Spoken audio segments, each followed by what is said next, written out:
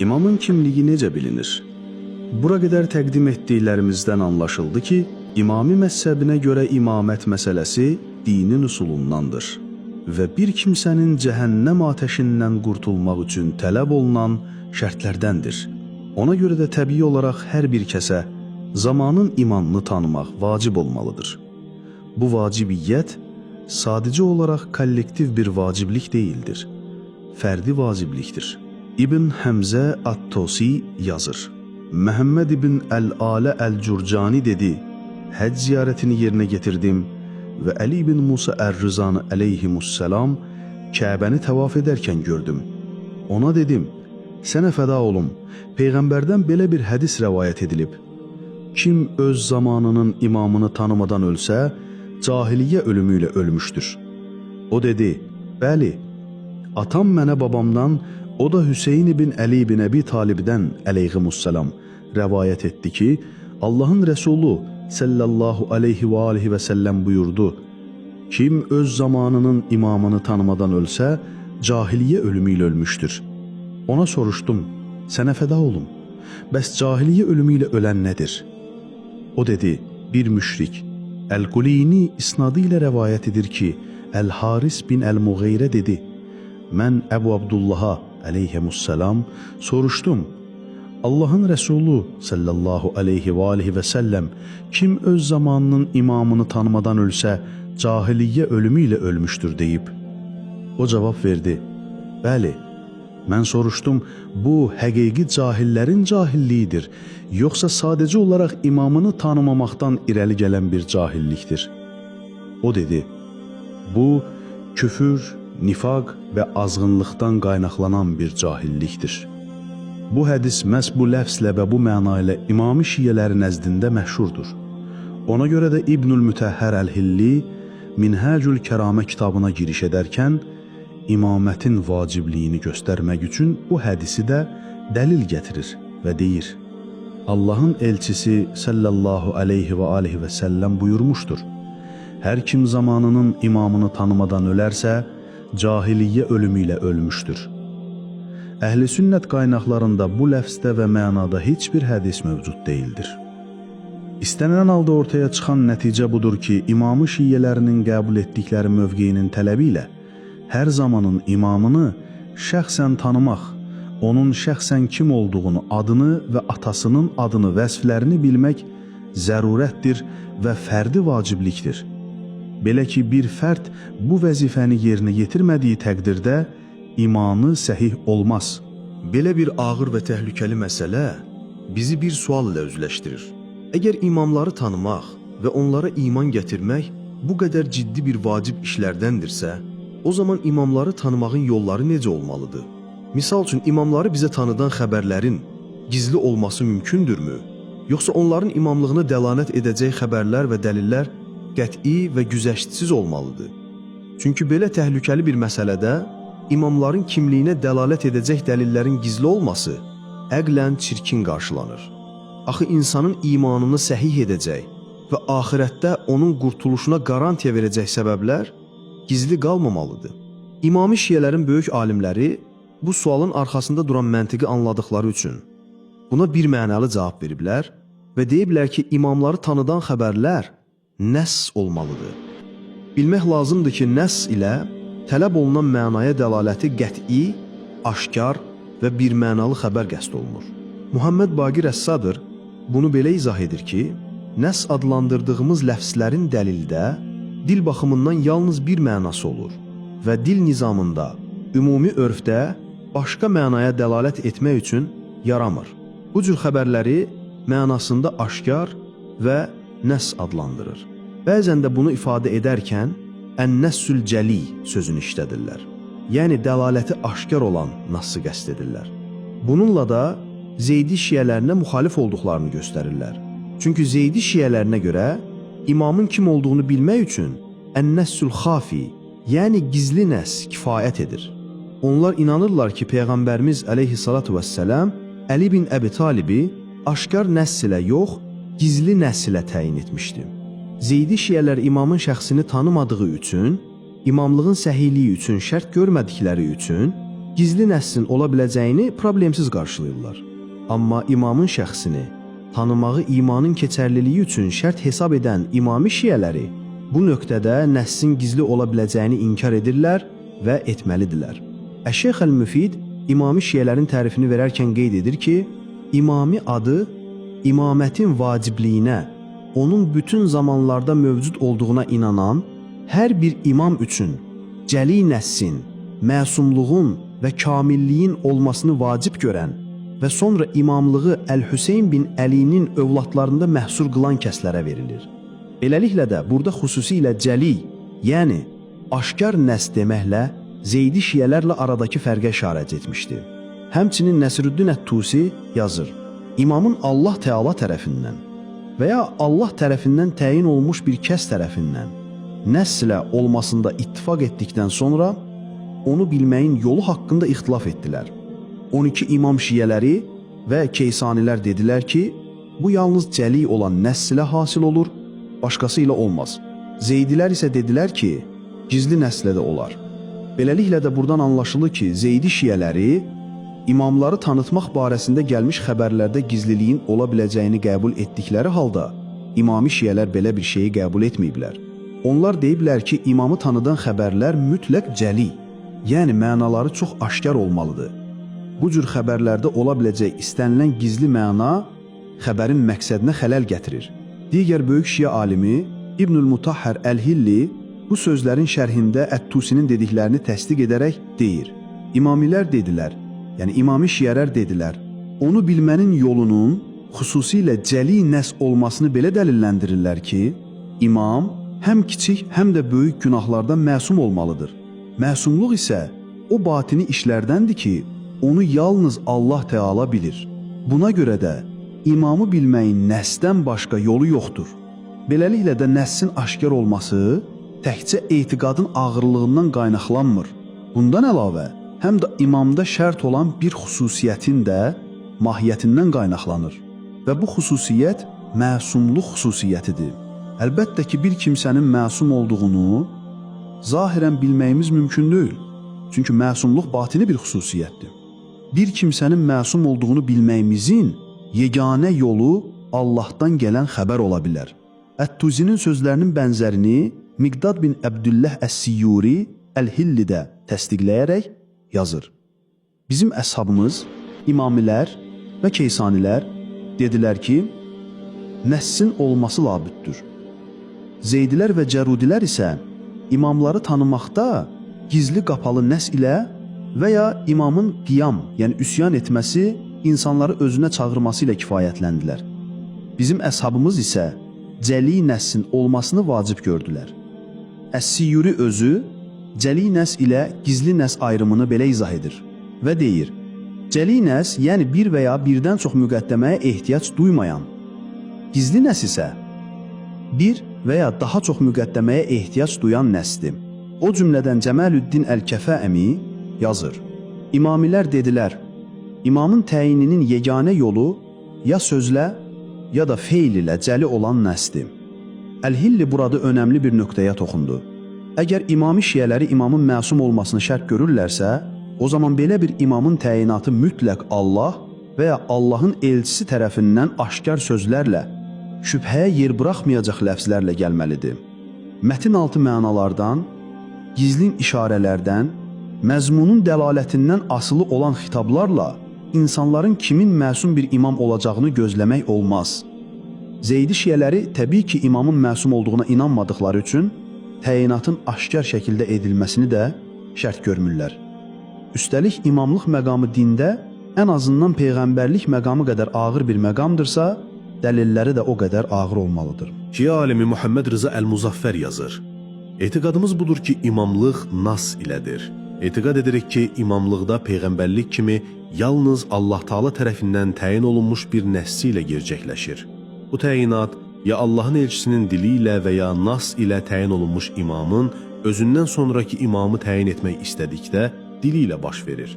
Bu məsələdə imamətin hökmü ilə peyğəmbərliyin hökmü arasında heç bir fərq yoxdur. Çünki imamət yükünü daşımağa və bütün bəşəriyyəti hidayət etməyə ruhən və mənən ləyaqətli olan şəxs yalnız Allahın bildirməsi ilə tanınmalı və yalnız onun təyini ilə imam olaraq müəyyən edilməlidir.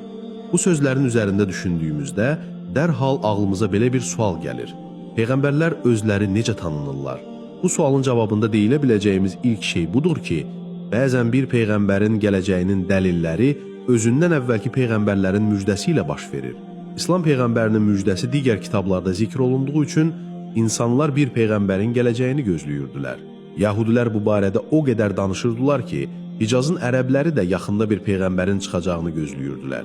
Bir peyğəmbər çıxdıqda qorxmadan, təqiyyə etmədən insanları Allahın yoluna dəvət etdi, güzəşt etmədi və Allah tərəfindən göndərildiyinə dair möcüzələr göstərdi, əqli dəlillərlə insanları iqna etdi. Şeyx Əl-Muzaffərin sözünə əsasən imamı tanımaq da bu şəkildə baş verməlidir. Yəni konkret və qəti dəlillərlə isbatını tapmalıdır. Ümumi olaraq imam məqamının dində isbat olunması zənn ifadə edən dəlillərə əsaslana bilməz. Həmçinin ayrı-ayrılıqda imamların kimliyini təyin etməkdə bunun kimi zənn ifadə edən dəlillərə dayanmamalıdır. Əl-Muzaffərin sözlərinin şərhində Şia alimi deyir: Nassın açıq-aşkar və aydın olması zəruridir.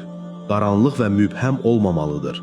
Yəni Nasda Peyğəmbərdən sallallahu aleyhi və aleyh sonra gələcək imamın adı elə şəkildə bəyan edilməlidir ki, insanlarda heç bir şək və tərəddüdə səbəb olmasın. Çünki imamət nübüvvətin yerinə keçdiyi üçün ağlın zərurəti baxımından Allah Teala'ya vacibdir. Beləliklə də sünnət əhli ilə imami şiyələr arasında bu nöqtədə ortaya çıxmış bir neçə fərq görə bilirik. İmamilərə görə imamın təyinatı Peyğəmbərin təyinatı ilə eynidir. Yəni Peyğəmbərlik məqamını heç kim öz əməlləri və fəziləti ilə qazana bilmədiyi halda, imamlıq məqamını da heç kim qazana bilməz. Bu sadəcə Allahın lütfüdür və layiq gördüyü şəxslərə verər. Sünnət əhli isə imamın xəlifənin həl və əqd əhli tərəfindən seçiləcəyini deyir. İkinci fərq budur ki, imami şiyələrə görə imamət nübüvvət məqamı kimi dinin əsaslarından bir əsasdır. Nübüvvət əsası hansı argumentlərə ehtiyac duyursa, imamət məqamı da eyni argumentlərdən asılıdır. Sünnət əhlinə görə imamət məsələsi dinin füruatına daxildir, üsuldan deyil. Başqa dildə desək, sünnət əhlinə görə imam seçmək kollektiv bir məsuliyyətdir, praktiki zərurətdir, amma etiqadla bağlı deyil.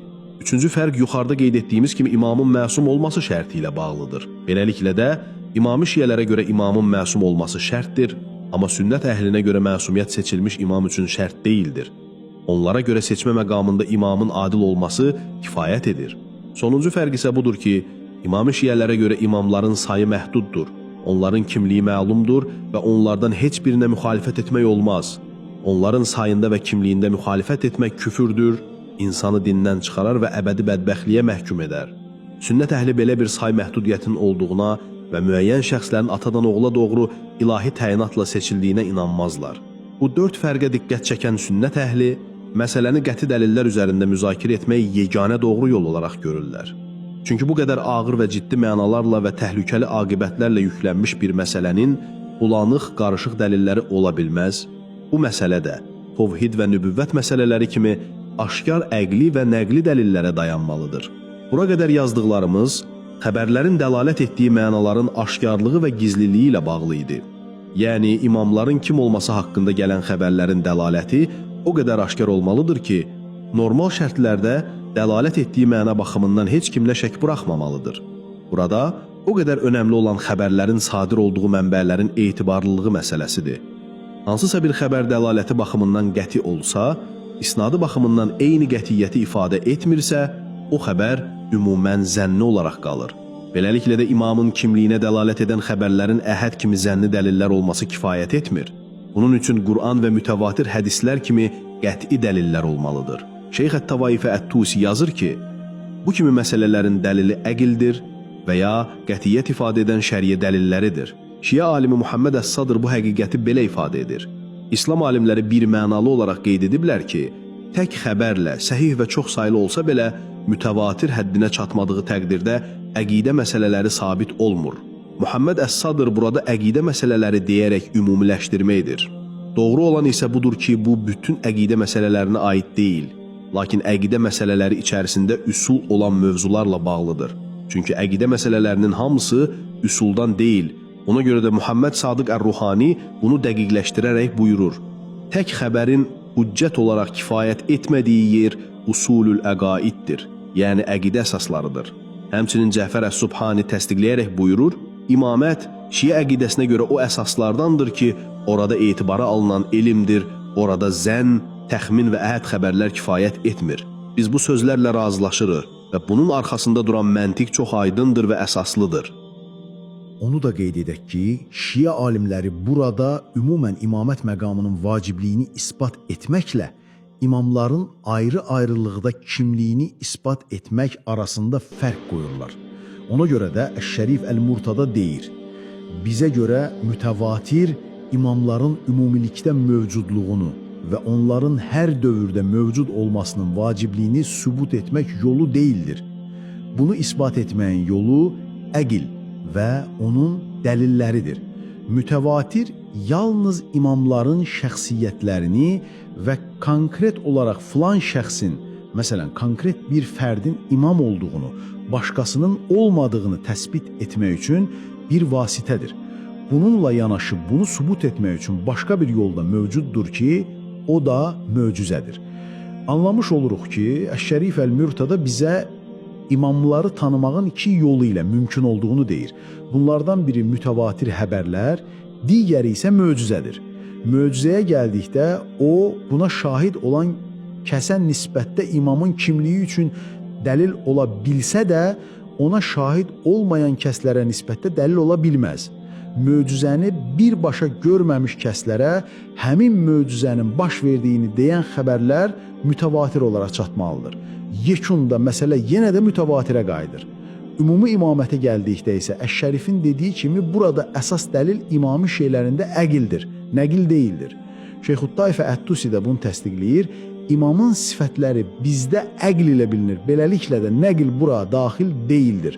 Amma imamların fərdlər olaraq şəxsiyyətlərini tanımağa gəldikdə isə bəzən nas və təvatür ilə, bəzən isə möcüzə ilə onları tanıyırıq. İmamların sifətləri dedikdə qəsd etdiyi imamların məsum olmaqları, dövrünün ən fəzilətləri və ən elmləri olmaqları kimi vəsfləri qəsd edir. Əş-Şərif Əl-Murtadanın və Ət-Tusinin şeyhi Əl-Mufid mövzu ilə bağlı çox önəmli məsələlərə toxunur və deyir: İmamların aleyhimussəlam şəxsiyyətləri ilə bağlı müzakirə onlar üçün vacib olan səhih etibara əsaslanan xüsusiyyətlər haqqındakı üsuldan asılıdır. Beləliklə də bu üsul möhkəm şəkildə təsdiqlənməsə, onların konkret şəxsiyyətləri haqqında danışmaq mümkün deyildir. Bu üsuldan biri hər dövrdə bir imamın varlığının vacibliyidir. Çünki bəndələrin üçün ilahi lütfün olması, onların gözəl şəkildə idarə edilməsi və islah olunması zəruridir. Belə ki, məlumdur ki, insanlar hər zaman ədalətli bir liderin rəhbərliyi altında daha yaxşı vəziyyətdə olur, nizamsızlıq və idarəsizlik halına nisbətən daha az fəsad uğrayır. Bu üsuldan bir başqası da budur ki, İmam günahdan məsum, səhvə və unutqanlıqdan qorunulmuş olmalıdır. Çünki günah işləyən, hökmlərdə səhvə yol verən və ya həqiqətdən uzaqlaşan bir şəxsin siyasəti ilə xalq əziyyət çəkər. Bu vəsfə sahib olanın arxasında onu qəflət anlarında xəbərdar edəcək və əyrilikdən düzəldəcək bir rəhbərə ehtiyac vardır. Bu üsuldan bir başqası da odur ki, imamın ümmətin hökmlərlə bağlı ehtiyac duyduğu bütün biliklərə malik olması vacibdir.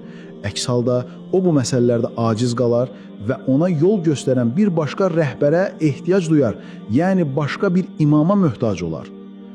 Daha bir əsl isə odur ki, imamın Allah yanında dini baxımdan bütün əhalisindən üstün olması vacibdir.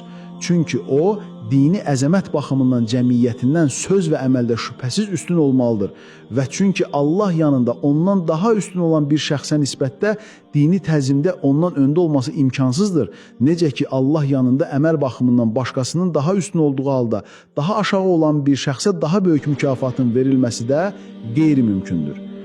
Bu üsul sabit olduqdan sonra imamın onun kimliyinə dəlalət edən nas ilə və adəti pozacaq möcüzəvi elmlə öz rəiyyəsi üçündən fərqləndirilməsi, seçilməsi vacib olur. Çünki bu xüsusiyyətləri özündə cəm etmiş şəxsi tanımağın yeganə yolu ya Allahın peyğəmbərindən olan açıq bəyan və ya möcüzə ilə mümkündür. Eynilə nübüvvəti və Allahdan gələn risaləti tanımağın yolu yalnız əvvəlki bir peyğəmbərin açıq bəyanı və ya ağlı heyrətə gətirən aşkar bir möcüzə vasitəsilə mümkündür. Beləliklə də imamların aleyhimussəlam kimliklərinə dəlalət edən açıq bəyanın, nassın olması vacibdirsə və bunu peyğəmbərdən sallallahu aleyhi və səlləmdən sonra möminlərin əmirindən Əl-Həsən, Əl-Hüseyn və onların soyundan olan imamlardan başqa heç kəs də nə iddia və nə də bəyan yolu ilə tapmarıqsa, o zaman onların həmin imamlar olmağı yuxarıdakı üsulun doğruluğuna əsasında əqlin şahidliyi və bunu vacib etməsi ilə təsdiqini tapır. Şeyx Müfidin bu yanaşmasında biz önəmli bir məsələ ilə qarşılaşırıq. O etiraf edir ki, İmamların kimliyini, yəni onların müəyyən şəxslər olaraq kimlər olduğunu bilmək bəzi müqəddimələrin isbatından asılıdır və əgər bu müqəddimələr öz təsdiqini tapmasa, o zaman imamın kimliyini bilmək mümkün deyildir. Bu üsulun, yəni fundamental əsaslardan başında gələn əsas və ya əsl ümumilikdə imamət məqamının vacibliyini əqli dəlillərlə isbat etməkdir. Əgər bu müqəddimə əqli dəlillərlə isbat olunmasa, o zaman xüsusilə imamlar haqqında danışmaq mənasız olur. Hətta bunu da isbat etmək kifayət etmir. Bundan sonra imamın məsum olmasının, daha sonra ehtiyac duyulan bütün şəhri məsələlərin hökmlərini bilməsinin, daha sonra isə onun öz dövrünün ən fəzilətli şəxsi olmasının zərurliyini isbat etmək lazımdır. Bütün bunlar təbii ki, Müfidə görə əqli dəlillərlə əsasında isbat olunmalıdır. Bu əsaslardan birincisi Əş-Şərif Əl-Murtadanın da söz etdiyi lütf qaydasıdır ki, onu Mötəzililər peyğəmbərlərin mövcudluğu üçün, imami şiələrində isə həm peyğəmbərlərin, həm də imamların mövcudluğu üçün ən əsas əqli dəlil olaraq gətirirlər. Kitabımızda ümumən lütf dəlili haqqında məlumat vermişik və bu dəlilin tutarsızlığını şiə alimlərinin öz sözlərlə göstərmişik. Müfidin bu sözündən ortaya çıxan nəticə budur ki, imamət məqamının özünün zəruri və vacib olması isbatını tapmadığı üçün imamların şəxsiyyətlərini bilmək də mümkün deyildir.